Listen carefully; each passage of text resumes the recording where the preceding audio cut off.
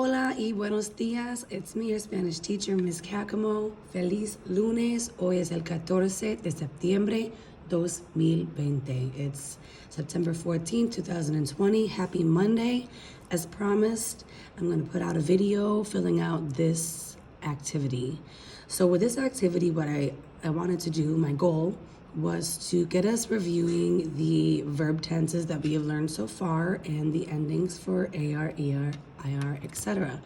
I know it's been a long summer, so one of the reasons I wanted to do this video is so that you could have a guideline to fill this out and have the correct information. Sometimes we just like to go by memory and then we realize that might not be right. So I wanted to take some time and put out a video for you regarding this page here. I do recommend you filling it out right now with me, but if you have already filled out this paper, it might be a good idea to go back and just double check that your answers are matching up with mine. Otherwise, you could be looking at wrong information. Okay, so let's go ahead and get started here. We've got the present tense up top. Present tense, as we all know, it's something that is happening in the present, happening right now. So an example of this would be walks. He walks. She drinks. They talk. He plays. We dance. Those are things that are happening in the present tense, okay? So we've got three different types of verbs in Spanish. We've got AR verbs, ER verbs, and IR verbs. That means that the verb is going to end in either one of those three endings, okay? A little refresher there for you. So our AR verb endings goes O, as, a, amos, ice, with an accent over the A. Be very careful of that. A lot of folks put it over the I. Ice and on. So one more time, pronouncing them. It's really, really important to make sure that we are pronouncing the endings correctly. O, as, a, amos, ice, on. For ER verbs, our yo form ending is O, ace, a, amos, ace, again, accent over the E, the first vowel, right? Just like the A is the first vowel, and then N. Okay, so we've got O, ace, A, amos, ace, N. A lot of folks will pronounce this emos. That's incorrect. Letter E in Spanish alphabet makes an A sound. IR verb endings here go O, ace, A, emos. That's how we say emos. Is, accent over the I, and N. So these two are very similar. Only two that are different are these. Nosotros and vosotros. All right, present progressive, what does that mean? Well, something is happening. Keyword is an ing or ring. She is dancing. They are studying. So in order to form this type of verb phrase as two parts, we have to start with our verb estar, which means to be. Let's fill that in. Okay? So this takes care of the is or am. Okay? So our yo form is estoy. To form estás. See this accent over the A? That's necessary. Make sure you've got that. Está, for él, ella, usted. Estamos. Estáis. Accent over the A, right? It's an AR ending. And están. Estar can be considered an irregular verb because of its irregular yo form, and also for the fact that it's got accents over A's in several of the forms. So that's the first part that takes care of the is or am. And then when it comes to the verb here, walking, for example, if it's an AR verb, we're going to take off the AR and add ando. And if it's an ER or IR verb, we're going to add yendo. So let's take, for example, the verb hablar.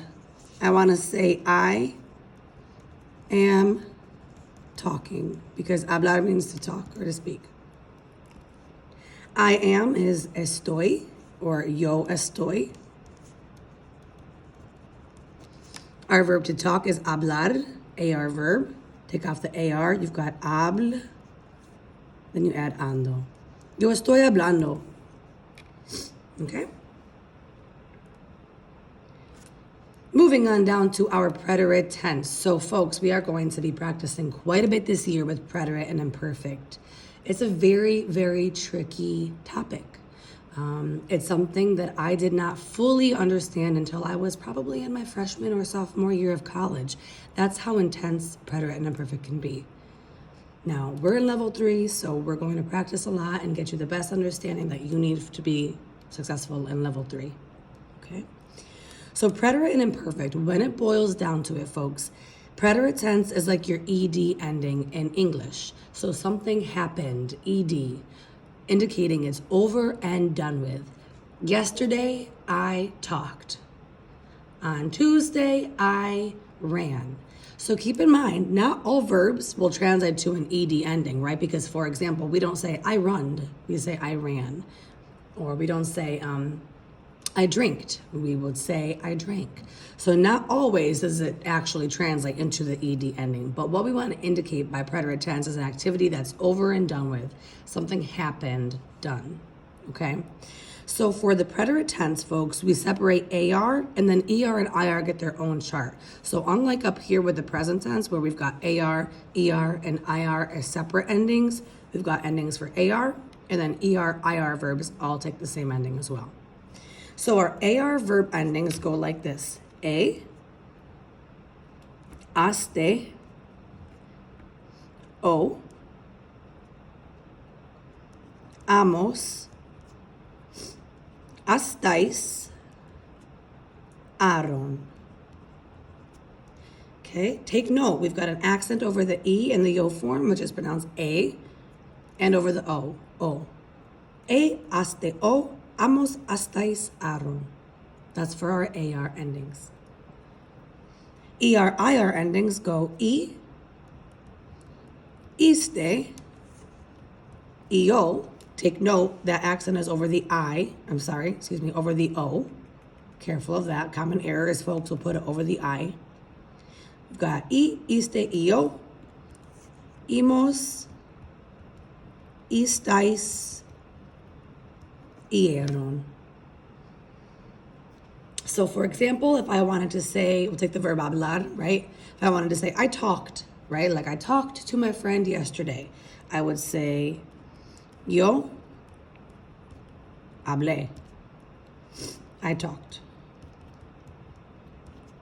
Okay? If I wanted to say, she drank. Our verb to drink is beber. Ella bebió. All right, and moving down to our last one is our imperfect. Well, folks, preterite and imperfect are both past tenses. Preterite, as I described, is for actions that are over and done with in the past, comparable to our ed ending in English. Imperfect is also a past tense, but we use it for something that was happening or maybe didn't have a definite time that it happened. I was walking, they were singing, she was dancing, we were studying. Or it could be used to describe a habitual action that happened over and over or multiple times. When I was little, I used to walk to school. Last summer, I used to play soccer every day. When I was a child, I used to build sandcastles at the beach. So we use it for these two types of translations. Was or were, ing, or used to. Now, one thing I want to point out to you folks is, yes, we do see an ed ending here in used, right? But this is not our verb here, okay? We're using imperfect to explain, again, actions that may have happened over and over in the past. Every summer, I used to visit my grandparents in Spain. You would use imperfect for that, okay? So like the preterite tense, and unlike the present tense, I should say, we don't have 3 separate verb ending charts. Like the preterite tense, we've only got 2. AR has its own, and ER, IR have their own as well. So let's go ahead and fill out that. Our yo form for AR is aba, abas for the to form, aba, abamos, take note of the accent over the A, abais, Aban. Okay?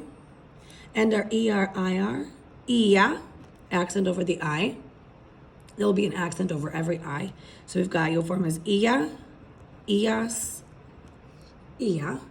These are the same. Same over here. These are the same too. Iamos,